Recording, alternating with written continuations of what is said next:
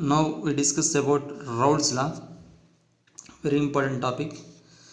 It states that if suppose in a solution, if more amount of solvent is present compared to solute, then its number of moles also more. If number of moles is more, its mole fraction is also more. If mole fraction of that solvent is more, its vapor pressure is also more. That is the statement of Raoults law. So once again I repeat, if in a solution solute and solvent are present, if solvent amount is more compared to solute, its number of moles is also more. If number of moles is also more, its mole fraction is more. If its mole fraction is more, then its vapor pressure is also more. Its vapor pressure means that the vapor pressure of that solution is also more. So that is the explanation for Raoults law. So statement is the vapor pressure of a solution is directly proportional to mole fraction of solvent. That is, solution vapor pressure of solution means PS. PS is directly proportional to mole fraction of solvent. If you remove proportionality, then we get constant, that is K. So PS is equal to K into mole fraction of solvent. Here let us assume if a given solution is pure, that means it contains only one substance, that means it does not contain solute, then mole fraction of solvent is equal to 1, because in any solution mole fraction of solute plus mole fraction of solvent is equal to 1. Here we are assuming that solution does not contain solute, so automatically mole fraction of solute is 0, then mole fraction of solvent becomes 1. That means if you substitute this value in this equation, then PS is equal to K, and that K value becomes equal to P naught, because PS is vapor pressure of solution. Here we are assuming that solution is pure, that means it does not contain solute, that means it contains only solvent, so this PS becomes P naught. If you substitute this value in this equation, then PS is equal to P naught into X solvent. If P naught comes here, then PS by P naught is equal to X solvent. Subtract this equation from 1, then 1 minus PS by P naught is equal to 1 minus X solvent. Then this equation becomes P naught minus PS by P naught, that equal to 1 minus X solvent. 1 minus X solvent means mole fraction of solute plus mole fraction of solvent equal to 1. Then mole fraction of solute equal to 1 minus mole fraction of solvent. So this equation becomes like this. So finally the equation becomes P naught minus PS by P naught equal to mole fraction of solute. Here in previous video already I told about P naught minus PS. P naught minus PS means lowering of vapor pressure. P naught equal to vapor pressure of solvent.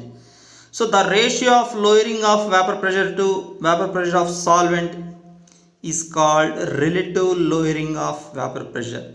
So this relative lowering of vapor pressure is equal to mole fraction of solute. So this is also one of the statement for Raoults law. So from this we can state that the relative RLVP means relative lowering of vapor pressure of a solution containing non-volatile solute is equal to mole fraction of solute. So this is also one of the statement for Raoults law. So for Raoults law you can write either this statement or this statement. This is the vapor pressure of a solution is directly proportional to mole fraction of solvent. This is one statement. This is another statement, that is the relative lowering of vapor pressure of a solution containing non-volatile solute is equal to mole fraction of solute. This is also another statement. If they ask in exam, you can write any one of this statement. Now we can expand this formula, that is P naught minus Ps by P naught equal to mole fraction of solute formula, number of moles of solute by number of moles of solute plus number of moles of solvent. Suppose in that solution number of moles of solute is very less than number of moles of solvent, then that term can be neglected in denominator. Then this equation becomes like this. That is P naught minus Ps by P naught equal to number of moles of solute by number of moles of solvent. So P naught minus Ps by P naught equal to number of moles means weight by molecular weight. Here solute is less compared to solvent. That's why I represented number of moles is equal to weight by molecular weight. Those letters represented by small letters because solute is somehow less compared to solvent. Here also weight by molecular weight. Here I represented number of moles in capital letters, that is capital W by capital M.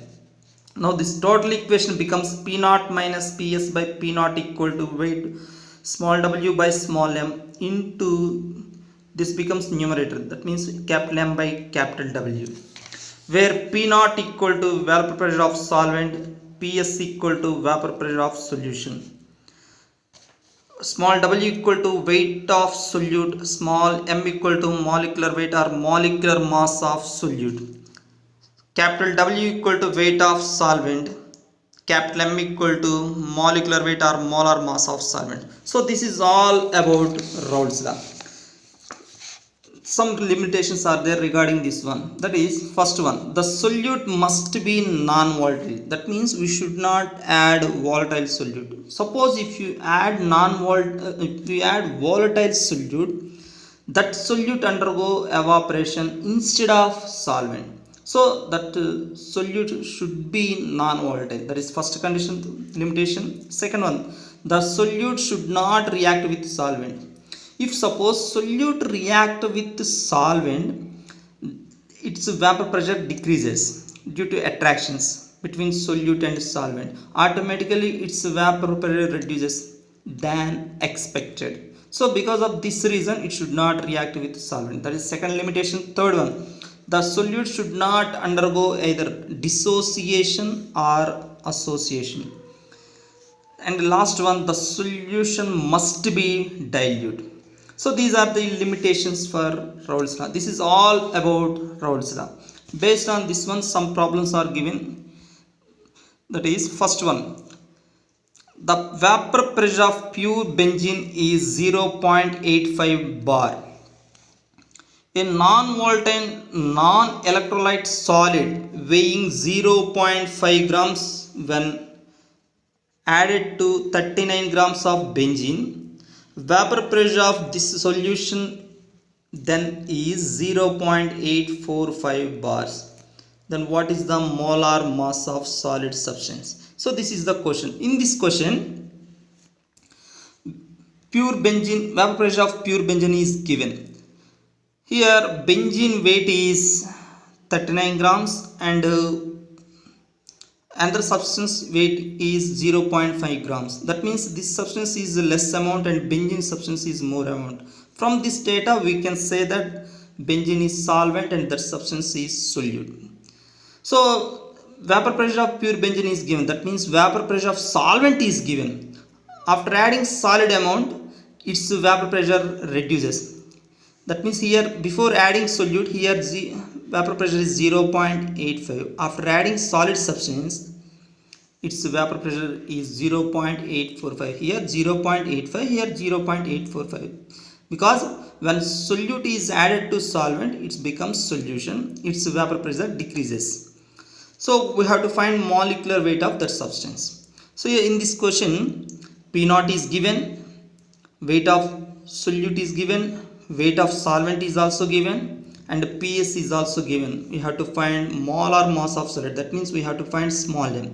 So from this data we can apply Raoults law formula. That is P naught minus Ps by P naught equal to weight of solute by molecular weight of solute into molecular weight of solvent by weight of solvent. So here P naught means vapor pressure of benzene, that is 0.85. Ps means vapor pressure of solution. That means after adding solute to solvent, its vapor pressure reduces, that is 0.845. Weight is given, molecular weight, you know that already. Benzene molecular weight, its molecular formula C6H6. So molecular weight 72 plus 6, that is 78. Weight of benzene is given, that is 0.39 grams. We have to find small m. If you substitute this value, you can find m value. So you solve this problem and mention that value in comment section. Next, one more problem is given based on this topic, that is calculate the mass of non-volatile solute.